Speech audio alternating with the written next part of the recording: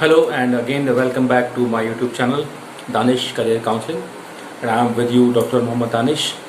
आज मैं आप लोगों के साथ एक अनयूजुअल तो नहीं कहूँगा, एक कॉमन सा टॉपिक है, लेकिन हमेशा से वो टॉपिक स्टूडेंट्स की डिमांड में रहता है और उनके दिमाग में रहता है और कहीं ना कहीं उनके कन्फ्यूजन का भी एक कारण होता है। तो आज उस टॉपिक पे मैं वीडियो आप लोगों के साथ शेयर कर रहा हूँ। हालांकि उससे रिलेटेड मैंने पहले भी 2-4 बार वीडियोस डाली हुई हैं, लेकिन उसके बावजूद भी मुझे काफ़ी सारे सवाल ऐसे मेरे चैनल पे पूछे जाते हैं। इससे ये लगता है कि बच्चों में बहुत ही ज़्यादा कन्फ्यूजन है इस चीज़ को लेके। तो वो जो टॉपिक है जो मैं आज डिस्कस करने वाला हूँ आप लोग के साथ, that is PGT and TGT exam. जैसे कि हम लोग जानते हैं अभी हाल फिलहाल में उत्तर प्रदेश माध्यमिक शिक्षा सेवा चयन बोर्ड की तरफ से एक नोटिफिकेशन जारी किया गया, जिसमें पीजीटी और टीजीटी की वैकेंसीज निकाली गई। अराउंड 3500 प्लस जो है वो टीजीटी की वैकेंसीज हैं और 620 प्लस जो है वो पीजीटी की वैकेंसीज हैं।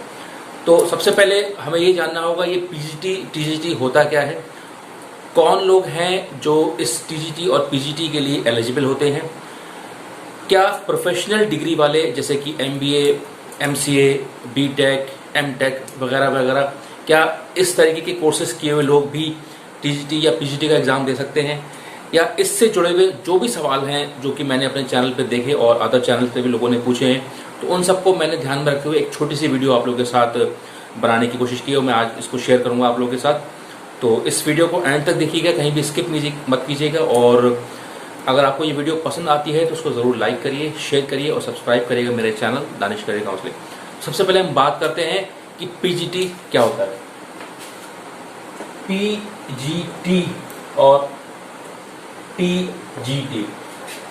पीजीटी का मतलब होता है पोस्ट ग्रेजुएट टीचर। टीजीटी का मतलब होता है ट्रेन्ड ग्रेजुएट टीचर। ये तो इनके लफ्जी मीनिंग की बात हो गई कि पीजीटी को अगर हम एक्सपेंड करेंगे तो उसका क्या मतलब होगा, पोस्ट ग्रेजुएट टीचर और ट्रेन्ड ग्रेजुएट टीचर। अब इसको करके या ये क्या है, इसको अगर हम क्वालिफाई कर लेंगे तो हम क्या बन जाएंगे, बहुत सारे बच्चों में इसको लेकर सवाल रहता है। खासतौर पे वो बच्चे जिन्होंने अभी रिसेंटली ग्रेजुएशन किया है या पोस्ट ग्रेजुएशन किया है और उन्हें पता नहीं होता है कि हम ये टीजीटी पीजीटी जो दुनिया में नाम चल रहा है या जो लोग फॉर्म भर रहे हैं ये क्या है, इसे करके हम क्या कर सकते हैं, क्या हमारी डिग्री जो है इस टीजीटी या पीजीटी के लिए एलिजिबल है, या कोई दूसरे स्ट्रीम के लोग भी इस टीजीटी पीजीटी के लिए अप्लाई कर सकते हैं। तो सबसे पहले मैं बात बता दूं कि जो भी लोग टीचिंग के फील्ड में इंटरेस्टेड हैं, जो भी इंटर कॉलेजेस में 10th 12th को पढ़ाने के लिए इच्छुक हैं, उस चीज के लिए ये पीजीटी और टीजीटी का एग्जाम कंडक्ट कराया जाता है।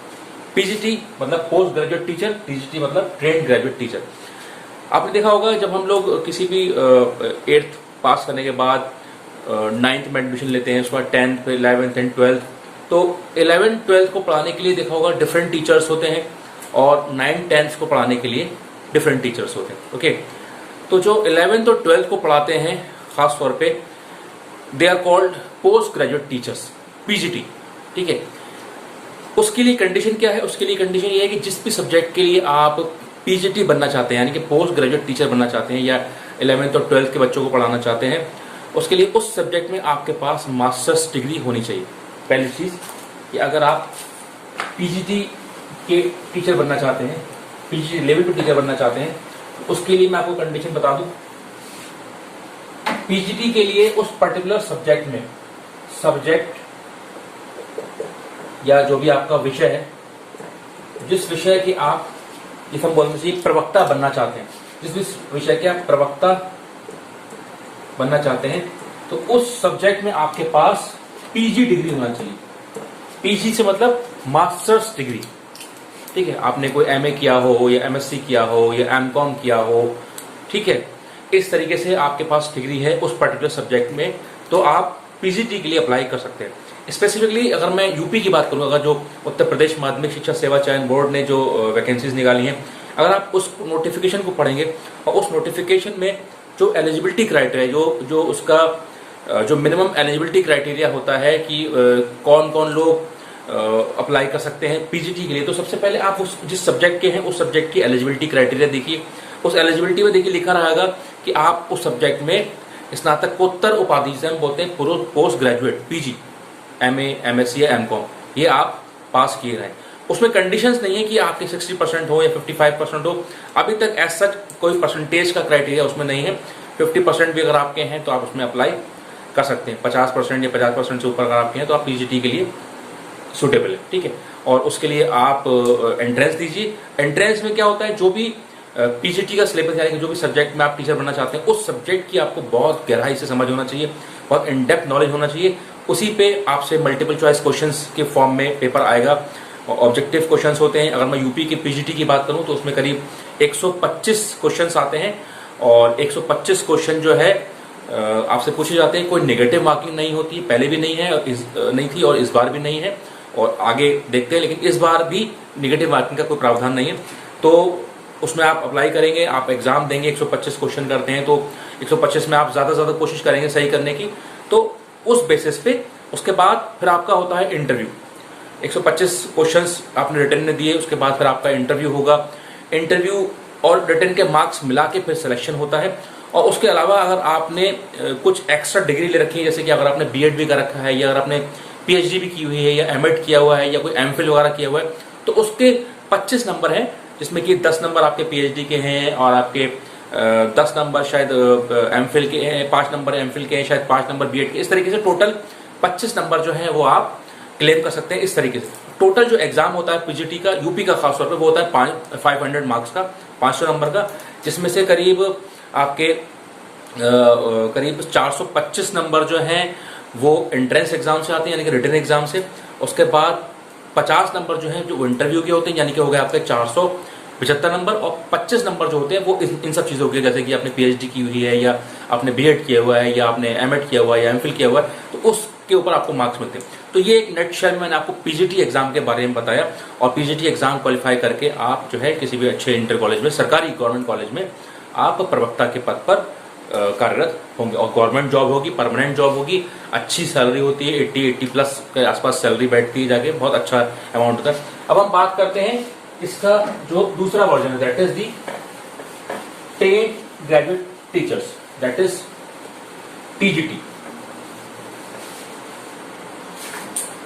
दैट इज टीजीटी, ट्रेन, मैंने जैसे कि बताया था आपको, ट्रेन ग्रेजुएट, मैं फिर से लिख देता हूं, टीचर, टीजीटी। अब टीजीटी के लिए इसका मतलब होता है प्रशिक्षित स्नातक टीचर, यानी कि आप प्रशिक्षित हो, आप ट्रेंड हो। तो ट्रेंड जब होंगे जब आपके पास बीएड की डिग्री हो, यानी कि अगर आपने बीएड किया हुआ है, बैचलर ऑफ एजुकेशन किया हुआ है, यानी कि आपको टीचिंग की ट्रेनिंग दी गई है, अब ट्रेंड टीचर हो। तो टीजीटी के लिए क्या होता है, जो आप 9th और 10th के जो बच्चों को पढ़ाना होता है, ठीक है, उसके लिए जो है टीजीटी यानी कि बोलते हैं प्रशिक्षित स्नातक टीचर, टीजीटी की वैकेंसीज आती हैं। तो ये टीजीटी के लिए हो गया। तो टीजीटी के अपने अलग सब्जेक्ट्स होते हैं, क्योंकि जो कुछ सब्जेक्ट ऐसे होते हैं जो 9th 10th में चलते हैं, लेकिन जब वो 11th और 12th में आते हैं तो वो सब्जेक्ट थोड़े से चेंज हो जाते हैं, ठीक है। जैसे कि 9th 10th तक तो बायो चलता है, लेकिन जब अब वो इंटर लेवल पे आता है फिर वो जोलॉजी बन जाता है, बॉटनी बन जाता है, फिजिक्स अलग हो जाता है, साइंस में केमिस्ट्री को अलग बांट दिया जाता है, जो कि 9th 10th तक सिर्फ साइंस 1 या साइंस 2 या विज्ञान 1 या विज्ञान 2 के फॉर्म में रहता है। तो इसलिए जो 9th 10th के सब्जेक्ट होते हैं उसके लिए अलग टीचर्स होते हैं, उसके लिए एलिजिबिलिटी अलग होती है। तो उसके लिए बीएड की कंपलसरी एक कंडीशन होती है कि अगर आप टीजीटी के लिए अप्लाई कर रहे हैं तो आपके पास बीएड होना चाहिए, ठीक है। और उसके अलावा कुछ विषय ऐसे भी होते हैं जिसमें बीएड की जरूरत नहीं होती, जैसे कि ज्योमेट्रिकल आर्ट एक सब्जेक्ट है, ज्योमेट्रिकल आर्ट में अगर आप इंटर भी हैं, ठीक है, तो उसमें आप टीजीटी के लिए एलिजिबल है। बहुत ही रेयर केस में होता है सर, अदरवाइज ज्यादातर सब्जेक्ट्स में वो बीएड ही मांगते हैं। तो टीजीटी क्वालिफाई करके भी आप इंटर कॉलेज में पढ़ाने के लिए आप प्रवक्ता बन सकते हैं, लेकिन उसमें आपके जो स्टूडेंट्स रहेंगे वो रहेंगे 9th और 10th के स्टूडेंट। अब टीजीटी में एक चीज और खास बताने की है, खासतौर पे जो उत्तर प्रदेश माध्यमिक शिक्षा सेवा चयन बोर्ड करा रहा है, टीजीटी में अब से जो है वो इंटरव्यू खत्म कर देगा। पहले जो था इंटरव्यू होता था, अब जो है पिछले सालों से 1-2 साल से शायद इंटरव्यू को खत्म कर दिया गया है। इस बार भी इंटरव्यू का प्रावधान नहीं है। पहले भी इंटरव्यू नहीं था, उससे पहले इंटरव्यू होता था। पीजीटी में इंटरव्यू होता है लेकिन टीजीटी में इंटरव्यू नहीं होता है, यानी कि आपने अगर रिटन क्वालिफाई कर लिया है तो आपका जो सिलेक्शन श्योर शॉट है। बट उसमें फिर कंडीशन ये होती है कि आपको और कड़ी मेहनत करनी पड़ती है, आपको अच्छा स्कोर लेके आना पड़ता है, क्योंकि फिर इसके बाद कोई ऑप्शन इंटरव्यू का नहीं होता है। आप जो भी रिटन में नंबर लेके आएंगे उसी की बेसिस पे आपको सिलेक्शन मिलेगा। तो ये मैंने बात बताई टीजीटी के ऊपर, ट्रेन ग्रेजुएट टीचर और पोस्ट ग्रेजुएट टीचर। अब कंडीशन क्या है कि क्या प्रोफेशनल डिग्री कोर्स वाले अप्लाई कर सकते हैं इसमें? जैसे कि बहुत सारे बच्चे मुझसे पूछते हैं कि सर मैंने एमबीए किया हुआ है, क्या मैं पीजीटी के लिए एलिजिबल हूं? तो एमबीए वाले स्टूडेंट्स के लिए मैं बता दूं, अभी तक एमबीए वालों को पीजीटी के लिए एलिजिबल नहीं किया गया है। हाँ, ये जरूर है कि अगर उन्होंने बीएड कर लिया है तो जो उनके ग्रेजुएशन में सब्जेक्ट होंगे उस सब्जेक्ट के बेस पे वो टीजीटी तो अप्लाई कर सकते हैं, but they are not eligible for PGT. ठीक है, बहुत से बच्चे कहते हैं कि क्या हम एमबीए किए हुए हैं तो हम कॉमर्स में अप्लाई कर सकते हैं? तो ऐसा नहीं, क्योंकि एमबीए में पढ़ाया जाता है आपको प्रबंधन, जिसे बोलते हैं मैनेजमेंट। तो मैनेजमेंट सब्जेक्ट जो है वो अभी इंटर लेवल पे नहीं आया, इंटर लेवल पे चलता है वाणिज्य, जिसे हम बोलते हैं कॉमर्स। तो अगर आपने एमकॉम किया हुआ है तब तो आप एलिजिबल हो पीजीटी के लिए। अगर आपने एमबीए के साथ बीएड कर लिया है बाद में, तो आपकी फिर एमबीए की एलिजिबिलिटी नहीं बनेगी, फिर वो बनेगी आपकी बीएड प्लस ग्रेजुएशन, कि जो भी आपने स्नातक में पढ़ा है उसके बाद आपका बीएड है, उन सब्जेक्ट्स में आप टीजीटी के लिए अप्लाई कर सकते हो। तो बच्चे ये पूछते हैं कि सर हम किस सब्जेक्ट्स में अप्लाई करें टीजीटी के लिए? तो जो आपका ग्रेजुएशन का सब्जेक्ट है आप उसमें टीजीटी के लिए अप्लाई करिए, ना ही कि एमबीए के बेस पे। एमबीए के बेस पे अगर आपको टीचिंग में जाना है तो फिर आप नेट क्वालिफाई कीजिए और फिर आप हायर के लिए अप्लाई कीजिए। जैसे कि Uttar Pradesh higher education service commission जो यूपीएचएससी कराता है, उसमें फिर आप कॉमर्स के लिए के थ्रू अप्लाई कर सकते हैं। क्योंकि अभी पिछले 1-2 साल से एमबीए को जो है अलाउ किया हुआ है एक अलाइड सब्जेक्ट की फॉर्म में। जैसे कि अगर आप कॉमर्स की कहीं वैकेंसी आती है असिस्टेंट प्रोफेसर की किसी डिग्री कॉलेज में, तो आप अगर एमबीए किए हुए हैं तो आप उसमें भी अप्लाई कर सकते हैं, बट आपके पास नेट होना चाहिए। तो एमबीए प्लस नेट है तो आप हायर एजुकेशन के लिए, बड़े बच्चों को पढ़ाने के लिए, ग्रेजुएट पोस्ट ग्रेजुएट बच्चों को पढ़ाने के लिए तो आप एलिजिबल हैं। लेकिन जहां बात टीजीटी और पीजीटी की आती है उसमें एमबीए अभी तक एलिजिबल नहीं है। हाँ, अगर बीएड है तो फिर बीएड के साथ आपकी ग्रेजुएशन काउंट होगी, एमबीए का उसमें कोई रोल नहीं होगा। एक बात ध्यान रखिएगा, एमसीए जिन्होंने किया हुआ है, masters of computer application, MCA में एक कंडीशन ये है कि जिन्होंने जो कंप्यूटर साइंस एक सब्जेक्ट अब लॉन्च हो गया, अब इंटर में भी चल रहा है, तो एमसीए को अलाउ किया हुआ है। एमसीए अगर आप किए हुए हैं तो आप फिर पीजीटी के लिए अप्लाई कर सकते हैं, बट फिर उसमें कंडीशन ये है कि शायद आपको बीएड करना रहेगा। कुछ जगह पर बीएड के साथ अलाउ किया हुआ है, कुछ जगह पर बीएड के साथ अलाउ नहीं किया हुआ है, मतलब आप वैसे भी अप्लाई कर सकते हैं। बट आपको ये देखना होगा कि एलिजिबिलिटी क्राइटेरिया जो उस कमीशन ने निकाला है, जैसे कि यूपी का है तो वो अलग होगा, बिहार का है तो अलग होगा, कई बार अलग स्टेट्स का अलग क्राइटेरिया होता है। तो आप इस बार जो उत्तर प्रदेश माध्यमिक शिक्षा सेवा चयन बोर्ड ने जो निकाला है तो उसमें अगर कंप्यूटर साइंस सब्जेक्ट आया है तो उसमें आप एलिजिबिलिटी देखिए। अगर आपका एमसीए है तो आप उसमें अप्लाई कर सकते हैं। बीएड की कंडीशन है या नहीं है ये आपको इस बार देखना पड़ेगा, क्योंकि इसमें थोड़ा सा कंडीशन है।